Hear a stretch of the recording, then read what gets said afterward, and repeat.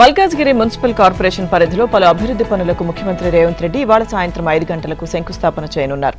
సుమారు 1474 కోట్ల రూపాయలతో 3 వేర్వేరు అభివృద్ధి పనులను చేపట్టనున్నారు. ఎంఎంసీ ఏర్పడి 4 నెలలు కావస్తున్న నేపథ్యంలో మొదటిసారి భారీ ఎత్తున ప్రాజెక్టుల ప్రారంభానికి కార్పొరేషన్ అధికారులు ఏర్పాట్లు చేశారు. ఇందులో ప్రధానంగా కంటోన్మెంట్ బోర్డు పరిధిలోని ఆర్మీ ఆర్డినెన్స్ కాప్స్ రోడ్లకు ప్రత్యామ్నాయ రహదారులు నిర్మించనున్నారు. దీనికి సంబంధించి 960 కోట్లతో రహదారుల నిర్మాణానికి ఇప్పటికే టెండర్ ప్రక్రియ పూర్తయింది. అలాగే ఎల్బీ నగర్లోని టీకేఆర్ కళాశాల జంక్షన్ నుంచి గాయత్రి నగర్, మందమల్లమ్మ జంక్షన్ల వరకు 416 కోట్లతో 6 లేన్ల వంతెన నిర్మించనున్నారు. ఇక ఎంఎంసీకి నూతన కార్యాలయ భవనానికి ఉప్పల్ భగాయత్ లేఅవుట్లో ప్రభుత్వం 10 ఎకరాల స్థలం కేటాయించింది. ఈ భూమిలో స్టీల్ ప్లస్ 5 అంతస్తుల భవనం నిర్మించేందుకు డిజైన్ సిద్ధం చేశారు. ఇక ఔటర్ రింగ్ రోడ్ పరిధిలో ఉన్న ప్రాంతానికి సంబంధించిన కోర్ అర్బన్ రీజియన్ ఎకానమీకి సంబంధించిన కొత్తగా క్యూర్1 పేరుతో రూపొందించిన మొబైల్ యాప్ను సీఎం ఆవిష్కరించనున్నారు. క్యూర్ పరిధిలో ఉన్న జీహెచ్ఎంసీ, సీఎంసీ, ఎంఎంసీల పరిధిలో పౌర సేవలన్నీ ఒకే వేదికపై ఉండేందుకు యాప్ను రూపొందించారు. ప్రజలు వివిధ ప్రభుత్వ శాఖలకు సంబంధించిన చెల్లింపులు క్యూర్1 యాప్ ద్వారా ఒకే డిజిటల్ ప్లాట్ఫామ్పై సులభంగా నిర్వహించుకునే అవకాశం కల్పించనున్నారు. అలాగే ఉప్పల్లో 27.17 కోట్లతో 100 పడకల ఏరియా ఆసుపత్రికి కూడా సీఎం శంకుస్థాపన చేయనున్నారు. ఆయా కార్యక్రమాల్లో కేంద్ర మంత్రి కిషన్ రెడ్డి, ఉప ముఖ్యమంత్రి భట్టి విక్రమార్క, మంత్రులు శ్రీధర్ బాబు, అజారుద్దీన్, పొన్నం ప్రభాకర్ పాల్గొనబోతున్నారు. జలవనరులను ఆక్రమించే పెద్ద తిమింగలాల గుండెల్లో వణుకు పుట్టించడానికే హైడ్రాను ఏర్పాటు చేశామని, హిట్లర్ స్ఫూర్తితోనే ఆ పేరు పెట్టామని సీఎం రేవంత్ రెడ్డి వెల్లడించారు. సీనియర్ ఐపీఎస్ నేతృత్వంలోని హైడ్రా కారణంగా ఇప్పుడు చెరువులను ఆక్రమించే ధైర్యం ఎవరూ చేయలేకపోతున్నారన్నారు. బెంగళూరు వేదికగా శనివారం ద హిందూ పత్రిక నిర్వహించిన సదస్సులో ఆయన పాల్గొన్నారు. ప్రజల కొరకు, ప్రజల చేత, ప్రజల యొక్క తెలంగాణలో సుపరిపాలన అనే అంశంపై మాట్లాడారు. పేద ప్రజలు చెరువులు, నాలాలు ఆక్రమించారంటే అర్థం చేసుకోవచ్చు. కానీ ఇటీవలి కాలంలో ధనవంతులు తమ వైభవం కోసం, ఫామ్ హౌస్ల కోసం నీటి వనరులను ఆక్రమిస్తున్నారని రేవంత్ చెప్పారు. వారి డ్రైనేజీ కనెక్షన్లను నేరుగా చెరువుల్లోకి వదిలేస్తున్నారని, వాటిని తాను గమనించానని అన్నారు. అందుకే ఓ బలమైన టాస్క్ ఫోర్స్ ఏర్పాటు చేయాలని నిర్ణయించి హైడ్రా తీసుకొచ్చానని అన్నారు. అసలు హైడ్రా అనే పదం హిట్లర్కు చాలా ఇష్టమైన పదం అన్నారు. ఎవరినైనా మట్టు పెట్టగల తన కీలక బృందాన్ని ఆయన హైడ్రా అని పిలిచేవారు. తాను హిట్లర్ స్ఫూర్తితోనే ఓ సీనియర్ ఐపీఎస్ అధికారి నేతృత్వంలో హైడ్రాను ఏర్పాటు చేశానని సీఎం రేవంత్ రెడ్డి తెలిపారు. 3000 మంది రిటైర్డ్ ఆర్మీ ఉద్యోగులు, ఇతర సిబ్బందిని టాస్క్ ఫోర్స్ లో చేర్చానని సీఎం రేవంత్ చెప్పారు. ఇవాళ తెలంగాణలో కానీ, హైదరాబాద్ లో కానీ ఒక్క చెరువును ఆక్రమించడానికి ఎవరైనా ధైర్యం చేస్తున్నారేమో ఎవరినైనా అడగండని అన్నారు. తాను అంతలా కూల్చివేతలు చేపట్టాను, కావాలంటే గూగుల్ చేసి చూడండి వ్యాఖ్యానించారు. ఇతర మహానగరాల్లో అక్కడి పర్యావరణ పరిస్థితులను బట్టి సొంత ఆక్రమణల నిరోధక మోడల్స్ అవసరమని అభిప్రాయపడ్డారు. యువతను పాడు చేస్తున్న డ్రగ్స్ మహమ్మారిని నిర్మూలించడానికి దేశంలోనే అత్యుత్తమమైన ఈగల్ ఫోర్స్ ను ఏర్పాటు చేసినట్లు సీఎం రేవంత్ తెలిపారు. పార్టీకి నష్టం కలిగించే వారి విషయంలో కఠినంగా ఉంటానని, తేడాగా ఉన్న వాళ్లను, తప్పులు చేసిన వాళ్లను రాష్ట్రం, పార్టీ శ్రేయస్సు కోసం వదిలించుకుంటా అని ముఖ్యమంత్రి చంద్రబాబు స్పష్టం చేశారు. శనివారం టీడీపీ కేంద్ర కార్యాలయానికి వచ్చిన ఆయన అక్కడ శిక్షణ పొందుతున్న క్లస్టర్ ఇన్ఛార్జీలతో కాఫీ కబుర్లు సమావేశంలో పాల్గొన్నారు. ఎప్పటికప్పుడు ఎమ్మెల్యేలు, ఎంపీలు, పార్టీ, ప్రభుత్వ పనితీరుపై సర్వేలు చేయిస్తున్నామని, వాటితో పాటు క్షేత్రస్థాయిలోనూ ఎవరి పనితీరు ఏంటనేది తెలుసుకుంటున్నానని చెప్పారు. తప్పులు చేసిన వాళ్లను పిలిపించి పద్ధతి మార్చుకోమని 1కి 2 సార్లు చెబుతున్నానని, అప్పటికీ మారని వారిని వదిలించుకునేందుకు సిద్ధంగా ఉన్నానని తేల్చి చెప్పారు. మద్యపాన నిషేధం చేస్తామని హామీ ఇచ్చి గొడ్డలి పార్టీ చేతులెత్తేసింది అని సీఎం చంద్రబాబు ఆగ్రహం వ్యక్తం చేశారు. సిపిఎస్ ను వారం రోజుల్లో రద్దు చేస్తామని పక్కన పెట్టేసింది. జాబ్ క్యాలెండర్ అమలు చేస్తామని మాట తప్పింది. అంతటితో ఆగకుండా వ్యవస్థలను విధ్వంసం చేసింది. వాళ్లు చెప్పినవి చేయకపోగా మనం నిర్వహించిన మెగా డిఎస్సీ 2025పై బురద చల్లుతున్నారని చంద్రబాబు మండిపడ్డారు. వైఎస్ వివేకానందరెడ్డి హత్యపై ఎలా దుష్ప్రచారం చేసి లబ్ధి పొందారో డిఎస్సీ విషయంలోనూ అదే విధంగా దుష్ప్రచారంతో లబ్ధి పొందాలనుకుంటున్నారు. ఆధారాలతో గట్టిగా ఇచ్చిన కౌంటర్లతో గొడ్డలి పార్టీ కంగుతింది. ఆ పార్టీ నేతలు డిఫెన్స్ లో పడ్డారని తెలిపారు. మనం అధికారంలో ఉన్నామని, సహనం, ఓపిక అవసరమని శ్రేణులకు సూచించారు. సమస్యలను చెప్పుకునేందుకు వివిధ ప్రాంతాల ప్రజలు కేంద్ర కార్యాలయానికి తరలి వచ్చారు. వారి నుంచి సీఎం వినతులు స్వీకరించారు. అసలైన నాయకత్వం అంటే అనుకూల పరిస్థితుల కోసం ఎదురుచూడడం కాదని, కష్టకాలంలో, ప్రతికూల సంక్షోభాల సమయాల్లోనూ అవకాశాలను సృష్టించడమని ఏపీ ఐటీ, ఎలక్ట్రానిక్స్, విద్యాశాఖ మంత్రి లోకేష్ తెలిపారు. పెట్టుబడులతో ఏపీ యువతకు ఉపాధి అవకాశాలు కల్పించే లక్ష్యంతో రష్యా పర్యటనకు వచ్చినట్లు చెప్పారు. లోకేష్ శనివారం మాస్కోలో జరిగిన రష్యా ఇండియన్ డయాస్పోరా సమావేశంలో పాల్గొన్నారు. భారత్ రష్యా బంధం విడదీయరానిదని, అనేక కీలక సమయాల్లో భారత్తో రష్యా కలిసి పనిచేసిందని లోకేష్ గుర్తు చేశారు. అంతర్జాతీయ వేదికపై దేశ కీర్తి ప్రతిష్టలను ప్రధాని మోదీ పెంచారని ప్రశంసించారు. రెండు దేశాల మధ్య దశాబ్దాలుగా ఉన్న స్నేహానికి మరింత పటిష్టం చేశారన్నారు. మాతృభూమి అభివృద్ధి ప్రయాణంలో ఎన్ఆర్ఐలు భాగస్వాములు కావాలని ఈ సందర్భంగా లోకేష్ పిలుపునిచ్చారు. రష్యాలోని ప్రవాస భారతీయులు భారత్లో పెట్టుబడులు పెట్టాలని, ప్రవాసాంధ్రులు ఏపీ బ్రాండ్ అంబాసిడర్లుగా పనిచేయాలని కోరారు. రష్యాలో నివసిస్తున్న ప్రవాస భారతీయులు తెలుగువారిని కలిసేందుకు అవకాశం కల్పించిన మాస్కోలోని భారత రాయబారి కార్యాలయానికి కృతజ్ఞతలు తెలిపారు. భారత్లో పెట్టుబడుల గమ్యస్థానంగా ఏపీ నిలుస్తోందని లోకేష్ పేర్కొన్నారు.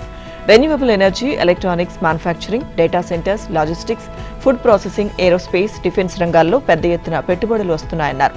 రాష్ట్రంలో ప్రతి కుటుంబానికి అభివృద్ధి ఫలాలు చేరాలని ఆయన ఆకాంక్షించారు. డిజిటల్ పరివర్తన శక్తిని సీఎం చంద్రబాబు ముందే గ్రహించారని, రాష్ట్రంలో ఆయన పెట్టుబడులు, మౌలిక సదుపాయాలు, ఆవిష్కరణలు, ఉద్యోగాల సృష్టికర్తగా ఉన్నారని పేర్కొన్నారు. ఏపీలో నమో అంటే నాయుడు, మోదీ అని ఇద్దరూ కలిసి అభివృద్ధికి కృషి చేస్తున్నారని అన్నారు. టీడీపీ రాజ్యసభ అభ్యర్థులను ఖరారు చేశారు. సానా సతీష్, భాష్యం రామకృష్ణ పేర్లను ఇప్పటికే ఖరారు చేసిన పార్టీ అధినేత చంద్రబాబు తాజాగా 3వ అభ్యర్థిగా చింతకాయల విజయ్ పేరును ప్రకటించారు. దీంతో రాష్ట్రం నుంచి ఖాళీ అవుతున్న 4 స్థానాలకు అభ్యర్థులను ఖరారు చేసినట్లయింది. చింతకాయల విజయ్ పేరుతో పాటు సీనియర్ నేత వర్ల రామయ్య పేరును చివరి వరకు పరిశీలించిన పార్టీ అధినేత చివరకు విజయ్ వైపు మొగ్గు చూపారు. సతీష్, రామకృష్ణ ఇద్దరు కోస్తా ప్రాంతానికి చెందినవారు కావడం, వర్ల కూడా ఇదే ప్రాంతానికి చెందిన వ్యక్తి కావడంతో ఉత్తరాంధ్రకు అవకాశం ఇవ్వాలన్న ఉద్దేశంతో పాటు యువత, బీసీలకు ప్రాధాన్యమిచ్చే క్రమంలో విజయ్ వైపు పార్టీ మొగ్గు చూపింది. సానా సతీష్ రాజ్యసభ సభ్యుడిగా ఉన్నది 1 ఏడాదిన్నర మాత్రమే కావడం, సామాజిక సమీకరణలో భాగంగా ఆయన పేరును పార్టీ ఖరారు చేసింది. అదేకాక జనసేన నుంచి కమ్మ సామాజిక వర్గానికి చెందిన లింగంనేని రమేష్ కు రాజ్యసభ టికెట్ ఇవ్వడం సతీష్ కు కలిసొచ్చింది. భాష్యం రామకృష్ణ పేరు ఖరారులో పార్టీకి విధేయత కీలక పాత్ర పోషించింది. 2024 ఎన్నికల్లో గుంటూరు ఎంపీ సీటు ఆశించిన ఆయనకు చివరి నిమిషంలో అవకాశం దక్కలేదు. అయినప్పటికీ పార్టీకి నమ్మిన బంటుగా పనిచేస్తూ వచ్చారు. ఈ నేపథ్యంలో ఆయనకు రాజ్యసభ అవకాశం కల్పించారు. జనసేన పార్టీ నుంచి రాజ్యసభ అభ్యర్థిగా లింగంనేని రమేష్ నామినేషన్ దాఖలు చేశారు. అసెంబ్లీ భవనంలో ఎన్నికల రిటర్నింగ్ అధికారి ఆర్ వనితారానికి ఆయన నామినేషన్ పత్రాలు సమర్పించారు. ఈ సందర్భంగా ఒక సెట్ నామినేషన్ పత్రాలను ఆయన అందజేశారు. లింగంనేని రమేష్ నామినేషన్ కార్యక్రమానికి కూటమి పార్టీలకు చెందిన నేతలు, ప్రజాప్రతినిధులు హాజరయ్యారు. ఆయన అభ్యర్థిత్వాన్ని ప్రతిపాదిస్తూ సంతకాలు చేశారు. లింగంనేని తన నామినేషన్ పత్రాలను రిటర్నింగ్ అధికారి వనితారానికి సమర్పించగా అసిస్టెంట్ రిటర్నింగ్ అధికారులు ఎం అఖిల్ కుమార్, పి విజయ్ కుమారి ఈ ప్రక్రియను పర్యవేక్షించారు. నామినేషన్ అనంతరం లింగంనేని రమేష్ తనను ఎంపిక చేసిన AP CM Chandrababu, Janasena party అధ్యక్షుడు పవన్ కళ్యాణ్తో పాటు తన అభ్యర్థిత్వానికి మద్దతు తెలిపిన ప్రధాని మోదీకి ఆయన ధన్యవాదాలు తెలిపారు. రాజ్యసభకు వెళ్లిన తర్వాత తన కార్యాచరణపై మరోసారి అన్ని వివరాలు తెలియజేస్తానని లింగంనేని చెప్పారు. గృహ వినియోగ ఎల్పీజీ సిలిండర్ ధర పెరిగింది. 29 రూపాయల మేర పెంచుతూ ప్రభుత్వ చమురు సంస్థలు నిర్ణయం తీసుకున్నాయి. పెంచిన ధర ఇవాల్టి నుంచి అమల్లోకి వస్తుందని తెలిపాయి. తాజా పెంపుదలతో 14.2 కిలోల గృహ వినియోగ సిలిండర్ ధర ఢిల్లీలో 913 నుంచి 942కు పెరిగింది. వివిధ రాష్ట్రాల్లో స్థానిక పన్నుల ఆధారంగా ధరలు మారే అవకాశం ఉంది. ఇళ్లలో ఉపయోగించే వంట గ్యాస్ సిలిండర్ ధరను పెంచడం గత 3 నెలల్లో ఇది రెండవసారి. పశ్చిమాసియాలో నెలకొన్న ఉద్రిక్తతలు, ఎల్పీజీ దిగుమతులు క్షీణించిన నేపథ్యంలో ఈ ఏడాది మార్చి 7వ తేదీన చమురు సంస్థలు సిలిండర్ మీద 60 రూపాయల మేర పెంచాయి. అభివృద్ధి చేయాలని అప్పట్లో తాము రోడ్డెక్కితే ఈనాడు ఈ అష్టదరిద్రులు అభివృద్ధిని అడ్డుకుంటామని రోడ్ల మీదకు వచ్చి ధర్నాలు, రాస్తారోకోలు చేస్తున్నారంటూ టీఆర్ఎస్ నాయకులపై ముఖ్యమంత్రి రేవంత్ రెడ్డి తీవ్రంగా మండిపడ్డారు. ఇలానే అభివృద్ధి నిరోధకులుగా మారితే రాబోయే ఎన్నికల్లో ప్రతిపక్ష హోదా కూడా ఉండదని, కారు చెడి కార్ఖానాకు చేరుతుందని, దాన్ని కూడా ఫామ్ హౌస్లో టైర్లు లేకుండా రాళ్లపై నిలబెట్టాల్సి ఉంటుందని ఎద్దేవా చేశారు. రంగారెడ్డి జిల్లాలోని ఔటర్ రింగ్ రోడ్ పక్కన కోహెడలో పండ్ల మార్కెట్తో పాటు ఇంటిగ్రేటెడ్ సబ్ రిజిస్ట్రార్ కాంప్లెక్స్ పనుల ప్రారంభానికి శనివారం ఆయన శంకుస్థాపన చేశారు. అనంతరం మంత్రులు తుమ్మల నాగేశ్వరరావు, శ్రీధర్ బాబు, పొంగులేటి శ్రీనివాసరెడ్డిలతో కలిసి సభలో పాల్గొని మాట్లాడారు. ఫ్రూట్ మార్కెట్ కోసం తాము చేస్తున్న ప్రయత్నాన్ని కొంతమంది అడ్డుకునే ప్రయత్నం చేస్తున్నారని విమర్శించారు.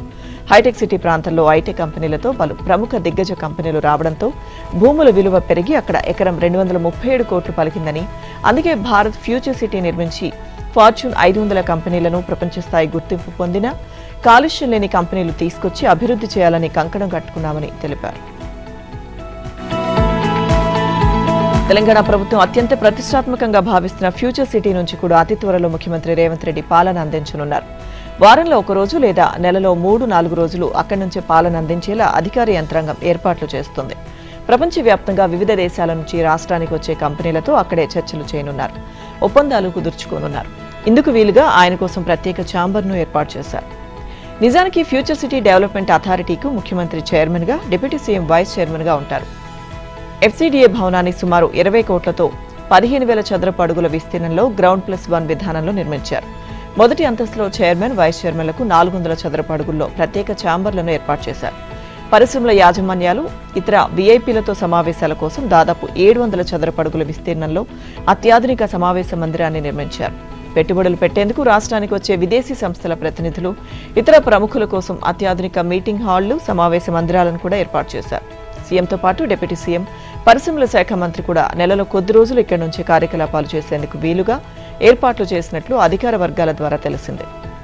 ప్రపంచంలోని ఏ గొప్ప కంపెనీ అయినా రాష్ట్రంలో పెట్టుబడులు పెట్టేందుకు తనను కలవడానికి వస్తే సచివాలయంలో కాదు, FCDA భవనం నుంచే మాట్లాడతానని సీఎం రేవంత్ అన్నారు. ప్రపంచాన్ని ఇక్కడికే రప్పిస్తా, నెలకు 3 సార్లు వచ్చి ఇక్కడే కూర్చుంటా అన్నారు. జాతీయ, అంతర్జాతీయ స్థాయిలో ఫ్యూచర్ సిటీ పేరు ప్రచారం జరుగుతోందని, ఈ ప్రాంతం వేగంగా అభివృద్ధి చెందుతుందని, 4వ సిటీగా అవతరిస్తుందని అభిప్రాయపడుతున్నారు. యూరియా, DAP పక్కదారి పట్టకుండా ఏపీ ప్రభుత్వం డిజిటల్ విధానంలో చర్యలకు సిద్ధమైంది. ఎరువుల విక్రయం కోసం ప్రత్యేకంగా ఆంధ్రప్రదేశ్ అగ్రికల్చర్ ఇన్ఫర్మేషన్ మేనేజ్మెంట్ యాప్ను అందుబాటులోకి తెచ్చింది. రాష్ట్రంలోని కృష్ణా, కాకినాడ మినహా మిగతా 26 జిల్లాల్లో రేపటి నుంచి ఏపీ ఎయిమ్స్ ద్వారా రైతులకు యూరియా, DAP విక్రయాలు జరుగుతాయని వ్యవసాయ శాఖ డైరెక్టర్ మనజయ్ జిలానీ వెల్లడించారు. ఇక కేంద్ర ప్రభుత్వం ఎరువుల యాప్కు పైలట్గా ఎంపికైనందుకు కృష్ణా, కాకినాడ జిల్లాలను మాత్రం మినహాయించినట్లు వివరించారు. యాప్ ఆధారిత ఎరువుల విక్రయంపై వ్యవసాయ అధికారులకు వీడియో కాన్ఫరెన్స్ ద్వారా ఆయన మార్గదర్శకాలు జారీ చేశారు. పంట సాగు చేస్తున్న ప్రతి రైతుకు ఈ సౌకర్యం అందుబాటులో ఉంటుందన్నారు. వ్యవసాయేతర అవసరాలకు ఎరువులను దారి మళ్లించడాన్ని కట్టడి చేసేందుకు యాప్ విధానాన్ని తెచ్చామని చెప్పారు. వాస్తవ సాగుదారులకు యూరియా, DAP వంటి ఎరువులు అవసరం మేరకు లభ్యత ఉంటుందని భరోసా ఇచ్చారు. రైతులు తమకిష్టమైన ప్రాంతంలోని విక్రయ కేంద్రాల నుంచి ఎరువులు తీసుకునే వెసులుబాటు ఈ యాప్లో ఉందన్నారు. ఇక వాస్తవ సాగుదారులకు యాప్ గురించి అవగాహన కల్పించాలని, అలాగే అనర్హులకు లభ్యత ఉండదన్న సంకేతం ఇవ్వాలని స్పష్టం చేశారు. ఎరువులపై కేంద్రం సబ్సిడీ భారీగా భరిస్తున్న నేపథ్యంలో అవి పక్కదారి పట్టకుండా నిఘా విభాగాలు నిరంతర పర్యవేక్షణ, తనిఖీలు నిర్వహించాలని ఆయన ఆదేశించారు. నిర్లక్ష్యంగా వ్యవహరించే అధికారులు, సిబ్బంది, అక్రమాలకు పాల్పడే వ్యాపారులపై చట్టపరంగా కఠిన చర్యలుంటాయని హెచ్చరించారు. అవసరం మేరకు ఎరువులు వాడాలని, ముఖ్యంగా యూరియా, DAP విక్రయం, వాడకంలో అత్యంత బాధ్యతగా వ్యవహరించాలని కోరారు. అధికారం దక్కించుకున్న అవినీతి నేతలు అక్రమాలకు పాల్పడి వందలు, వేల కోట్ల రూపాయలు ఆర్జించిన ఘటనలున్నాయి. కానీ ఒక ముఖ్యమంత్రి వ్యక్తిగత సహాయకుడు వందల కోట్ల రూపాయల ఆస్తులకు పడగలెత్తడం ఆంధ్రప్రదేశ్లో మాత్రమే జరిగింది. తండ్రి రాజశేఖర రెడ్డి ముఖ్యమంత్రిగా ఉన్నప్పుడు చేసిన మేళ్లకు ప్రతిఫలంగా తనయుడు జగన్ ఆస్తులు పోగేసుకున్న తరహాలోనే ఆయన PA K నాగేశ్వరరెడ్డి భూ దోపిడీకి పాల్పడ్డాడు. అధికారాన్ని అడ్డుపెట్టుకుని బ్యూరోక్రాట్లను వాడుకొని న్యాయ ప్రక్రియను హైజాక్ చేసి షెల్ కంపెనీలు సృష్టించి బినామీల పేర్లతో అతడు కుప్పపోసిన ఆస్తుల గుట్టలు చూసి దర్యాప్తు బృందాలు విస్తుపోతున్నాయి. తిరుపతి జిల్లాలో హతిరాంజీ మఠం భూములు, విజయవాడ శివారులో రైతుల పొలాలు, విశాఖపట్నంలో ప్రభుత్వ భూములను కొట్టేసి జగన్ PA KNR వేల కోట్ల ఆస్తుల సామ్రాజ్యాన్ని విస్తరించిన తీరు సినిమాల్లో చూపించే మాఫియాను తలపిస్తుంది. బంధువులు, స్నేహితులు, బినామీలుగా లెక్కకు మించి షెల్ కంపెనీలు పుట్టించి విదేశీ నిధులు వచ్చినట్లు చూపించి విశాఖపట్నం కేంద్రంగా వందల కోట్ల భూ దోపిడీకి పాల్పడిన వైనం సస్పెన్స్ థ్రిల్లర్ వెబ్ సిరీస్ ను తలపిస్తుంది. విజయవాడలో రైతుల భూములను కొని వెంచర్లో కలిపి రియల్టర్ను గన్తో బెదిరించి అందరికన్నా ఎక్కువ లాక్కున్న వైనం మాఫియాను గుర్తు చేస్తుంది. ఇక తిరుపతిలో హతిరాంజీ మఠం భూములను సైతం కొట్టేసిన విధానం కొండపై ఉన్న దేవదేవుణ్ణే భయపెట్టేలా ఉంది. అర్జున్ దాస్ చెవిరెడ్డికి విక్రయించినట్లు వెలుగు చూసింది. దాస్ ఈ విక్రయ వ్యవహారంలో అరెస్ట్ కూడా అయ్యారు. రేవంత్ రెడ్డి ప్రభుత్వం 1,00,000 కోట్ల రూపాయల భూ దోపిడీకి తెరతీసిందని తెలంగాణ రక్షణ సేన చీఫ్ కల్వకుంట్ల కవిత ఆరోపించారు. రేవంత్ ప్రభుత్వం భూ దోపిడీని ఆధారాలతో సహా ప్రజల ముందు ఉంచుతానని చెప్పారు. ముఖ్యమంత్రి సోదరులు, మంత్రులు, కాంగ్రెస్ ఎంపీలు, ఎమ్మెల్యేలు తెలంగాణ వనరులను బందిపోటు దొంగల్లా దోచుకుంటున్నారని ఆగ్రహం వ్యక్తం చేశారు. ప్రాణాలు పణంగా పెట్టైనా సరే ఈ భూ దోపిడీని అడ్డుకుంటానని చెప్పారు. కోడికుంట చెరువులో పవన్ కళ్యాణ్ కొనుగోలు చేసిన 10 ఎకరాల సికం భూమిని వెంటనే తిరిగి ఇచ్చేయాలని డిమాండ్ చేశారు. ఆంధ్ర విషకోరల నుంచి సాధించుకున్న తెలంగాణ ఖచ్చితంగా తమ జాగీరే అని అన్నారు. మూసీ నది గర్భంలో నిబంధనలకు విరుద్ధంగా భారీ భవనాన్ని నిర్మిస్తున్న ఈ ఆదిత్య శ్రీ ఆదిత్య బిల్డర్స్ పై ఎందుకు చర్యలు తీసుకోవడం లేదో చెప్పాలని కవిత ప్రశ్నించారు. ఇక ఆ సంస్థ 7 ఎకరాలు కబ్జా చేసిందని, దీని వెనుక ఓ ఎంపీ ఉన్నారని ఆరోపించారు. ఓ బడా కాంట్రాక్టర్ కు చెందిన ఐకామ్ సంస్థ నాగారం మున్సిపాలిటీ పరిధిలోని సర్వే నెంబర్ 59లో మేడిబావి, జాలుబావి చెరువుల వద్ద 5 ఎకరాలు కబ్జా చేసిందని చెప్పారు. దీనిపై మున్సిపాలిటీ తీర్మానం చేసినా ప్రభుత్వం ఎందుకు స్పందించలేదని ప్రశ్నించారు. హైడ్రాకు బడాబాబుల సంస్థలపై చర్యలు తీసుకునే దమ్ముందా అని సవాల్ చేశారు. గండిపేటలో వెలుగులోకి వచ్చిన 1000 కోట్ల రూపాయల భూ కుంభకోణం కేసులో కీలక సూత్రధారిగా ఆరోపణలు ఎదుర్కొంటున్న వైసీపీ నేత మాజీ ఎమ్మెల్యే బొల్ల బ్రహ్మనాయుడుకు ఉప్పురుపల్లి కోర్టు 14 రోజుల రిమాండ్ విధించింది. దీంతో బ్రహ్మనాయుడును పోలీసులు చెంచల్గూడ జైలుకు తరలించారు.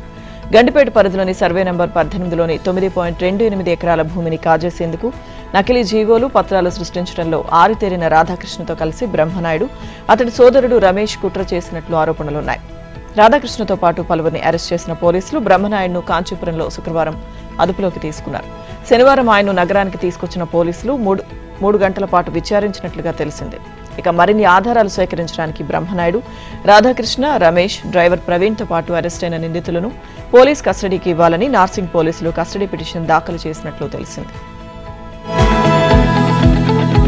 సిద్దిపేట జిల్లా నర్మెట్టలో తెలంగాణ ప్రభుత్వం ఇటీవల స్థాపించిన కర్మాగారం ఆయిల్ పామ్ గెలలను శుద్ధి చేసి క్రూడ్ పామాయిల్ను ఎగుమతి చేస్తూ రైతులింట సిరులు కురిపిస్తోంది. ట్రయల్ రన్లో 4000 టన్నులు ప్రారంభోత్సవం చేసిన తర్వాత 24,000 టన్నుల గెలలను వడివడిగా శుద్ధి చేసి రికార్డు సృష్టిస్తోంది. టన్నుకు 23,852 రూపాయల చొప్పున ధర చెల్లిస్తూ ఉత్తర తెలంగాణలో ఆయిల్ ఫెడ్ పరిధిలోని 10 జిల్లాల రైతులకు కాసుల పంట పండిస్తుండడం గమనార్హం. వారానికి 2 సార్లు రైతులకు చెల్లింపులు చేస్తూ ఆయిల్ పామ్ గెలలకు మార్కెట్ భద్రత కల్పిస్తుండటంతో రైతులు సాగువైపు ఆకర్షితులవుతున్నారు. ఉమ్మడి ఖమ్మం జిల్లాలోని అశ్వారావుపేటలో 2006లో టన్నుల సామర్థ్యంతో, 2016లో అప్పారావుపేటలో 90 టన్నుల సామర్థ్యంతో రాష్ట్ర ప్రభుత్వ సహకార నూనె గింజల ఉత్పత్తి సంస్థ 2 కర్మాగారాలు ప్రారంభించింది. ఆ తర్వాత 2026లో సిద్దిపేట జిల్లాలోని నర్మెట్టలో 30 టన్నుల నుంచి 120 టన్నుల సామర్థ్యం కలిగిన పామాయిల్ కర్మాగారాన్ని అందుబాటులోకి తెచ్చింది.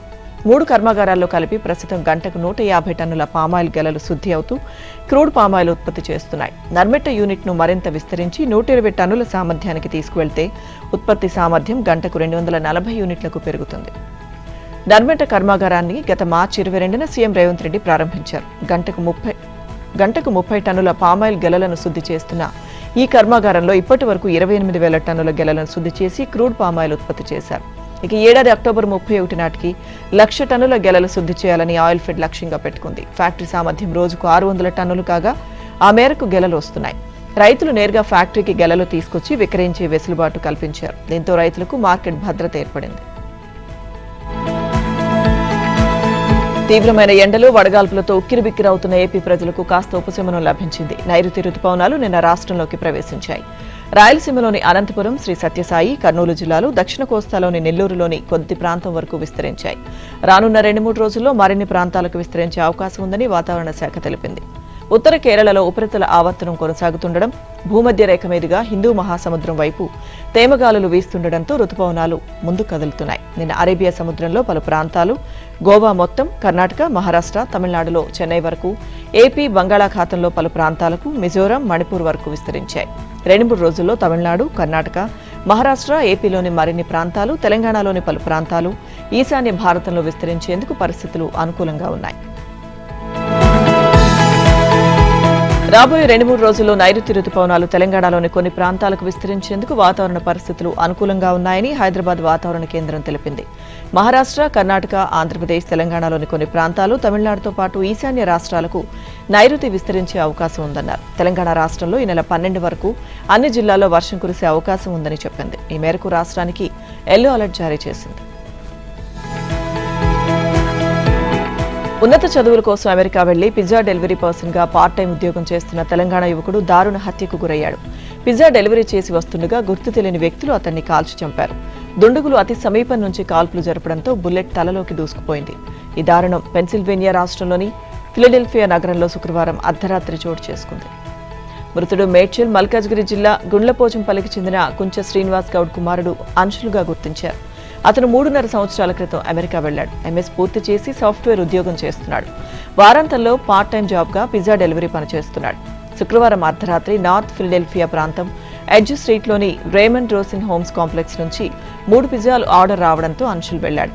ఆర్డర్ వచ్చిన ఫ్లాట్ ముందు పిజ్జాలు ఉంచి తిరిగి వస్తుండగా ఆ కాంప్లెక్స్ సమీప వీధిలో దుండగులు అంశులపై కాల్పులు జరిపారు. హంతకులను గుర్తించేందుకు అక్కడి పోలీసులు ముమ్మర దర్యాప్తు చేస్తున్నారు. అంశులను 2 వ్యక్తులు అనుసరించినట్లు సీసీటీవీ కెమెరా ఫుటేజ్లో గుర్తించారు. ఎన్నో ఆశలతో ఉన్నత చదువులకు వెళ్లిన అంశులు హత్యకు గురయ్యాడని తెలిసి అతని కుటుంబ సభ్యులు శోక సముద్రంలో మునిగిపోయారు. గుండ్లపోచంపల్లిలో విషాద ఛాయలు అలుముకున్నాయి. తన అన్న మృతదేహాన్ని భారత్కు తీసుకురావడానికి కేంద్ర రాష్ట్ర ప్రభుత్వాలు సహకరించాలని అంశుల్ సోదరి తన్వి కోరారు. తమిళనాట మరో రాజకీయ సంచలనానికి బీజేపీ మాజీ అధ్యక్షుడు అన్నామలై తెరతీశారు. వీ ద పీపుల్ పేరుతో ఆయన రాజకీయ ఉద్యమాన్ని ప్రారంభించిన 24 గంటల్లోపే సుమారు 14 లక్షల మంది ఆ ఉద్యమానికి సంబంధించిన వెబ్సైట్లలో పేర్లను నమోదు చేసుకున్నారు. బీజేపీ అధిష్టానం అన్నామలై రాజీనామాను ఆమోదించిన వెంటనే ఆయన సోషల్ మీడియాలో ప్రజల ముందుకు వెళ్లి తన రాజకీయ ఉద్యమం గురించి వివరించారు. వచ్చే లోక్సభ ఎన్నికల్లో పోటీ చేయడమే లక్ష్యమంటూ తన కార్యాచరణను ప్రకటించారు. తనకు ఇష్టం లేని శాఖ కేటాయించారంటూ మంత్రి పదవికి రాజీనామా చేసిన కర్ణాటక నేత రామలింగారెడ్డి తన నిర్ణయాన్ని మార్చుకున్నారు. అధిష్టానం జోక్యంతో రాజీనామాను ఉపసంహరించుకున్నారు. సీఎం శివకుమార్తో పాటు ప్రమాణ స్వీకారం చేసిన 13 మంది మంత్రులకు ఈ నెల 4న శాఖలను కేటాయించారు. బెంగళూరు నగర అభివృద్ధి శాఖను ఆశించిన రామలింగారెడ్డికి భారీ జలవనరుల శాఖనిచ్చారు. దీంతో ఆయన అలకపూని శుక్రవారం మంత్రి పదవికి రాజీనామా చేశారు. అదే రోజున ఖర్గే రాజ్యసభ స్థానానికి నామినేషన్ దాఖలు చేస్తుండటంతో రాహుల్ గాంధీ తదితరులు బెంగళూరుకొచ్చారు. రామలింగారెడ్డి రాజీనామా విషయంపై రాహుల్ ఆరా తీశారు. ఈ క్రమంలోనే రామలింగారెడ్డిని శుక్రవారం రాత్రి జయనగర్లోని ఓ హోటల్కు రప్పించుకుని సూర్జేవాలా, శివకుమార్ చర్చలు జరిపారు. దీంతో రామలింగారెడ్డి వెనక్కు తగ్గారు. ఢిల్లీ జంతర్ మంతర్లో సీజేపీ ధర్నా నిర్వహించింది. ఎండ దెబ్బకు మధ్యాహ్నానికి నీరసపడిన కాక్రోచ్లు ఏసీ కార్ల కోసం పరుగులు పెట్టారు. కేంద్ర మంత్రి ధర్మేంద్ర ప్రధాన్ రాజీనామా చేసే వరకు ఉద్యమాన్ని కొనసాగిస్తామని అభిజిత్ దీప్కే హెచ్చరించారు. నీట్ ఎగ్జామ్ పేపర్ లీకేజ్పై ఢిల్లీలో జంతర్ మంతర్లో కాక్రోచ్ జనతా పార్టీ ఆధ్వర్యంలో నిరసన చేపట్టారు. సీజేపీ వ్యవస్థాపకుడు అభిజిత్ దీప్కే అమెరికా నుంచి నేరుగా ఢిల్లీకి చేరుకున్నారు. అక్కడి నుంచి నేరుగా పోలీసుల నుంచి అనుమతి తీసుకున్న అభిజిత్ జంతర్ మంతర్లో ధర్నా చేశారు. సోషల్ మీడియాలో 2 కోట్ల మంది ఉంటే నిరసనలో కేవలం 1000 మంది పాల్గొన్నట్లు సమాచారం. పలు రాష్ట్రాల నుంచి వచ్చిన యువకులు కాక్రోచ్ మాస్క్ వేసుకుని కార్యక్రమంలో పాల్గొన్నారు. కేంద్ర మంత్రి ధర్మేంద్ర ప్రధాన్ వెంటనే రాజీనామా చేయాలంటూ పెద్ద ఎత్తున నినాదాలు చేశారు. పెద్ద సినిమాలో జాన్వీ కపూర్ సీన్స్ ఇప్పుడు వివాదంగా మారాయి. పెద్ద సినిమాలో సీన్స్ వివాదంగా మారాయి. అయితే ఈ నేపథ్యంలో ఈ సినిమాలో హీరోయిన్ పాత్ర చిత్రీకరించిన తీరుపై చర్చ రాజుకుంది. దర్శకుడు బుచ్చిబాబు సారీ చెప్పినా వివాదం సద్దుమణగలేదు. ఈ వివాదం చివరికి దక్షిణాదిలో ముఖ్యంగా టాలీవుడ్ లో హీరోయిన్లను అసభ్యకరంగా చిత్రీకరిస్తారని విమర్శించే స్థాయికి చేరుకుంది. ఈ వ్యవహారంలో సోషల్ మీడియా వేదికగా విమర్శలు, ప్రతి విమర్శలు పేలిపోతున్నాయి. అభిప్రాయాలను గౌరవిస్తూ ఆయా వివాదాస్పద సన్నివేశాల్లో మార్పులు చేస్తామన్నారు. ఐర్లాండ్, ఇంగ్లాండ్ టూర్ల కోసం బీసీసీఐ భారత జట్టును ప్రకటించింది. ఆసియా క్రీడలను దృష్టిలో పెట్టుకుని సెలెక్టర్ల జట్టులో కీలక మార్పులు చేశారు. టీ20 ప్రపంచ కప్ 2026 విజేత కెప్టెన్ సూర్యకుమార్ యాదవ్ స్థానంలో స్టార్ బ్యాటర్ శ్రేయస్ అయ్యర్ను కొత్త సారథిగా నియమించారు.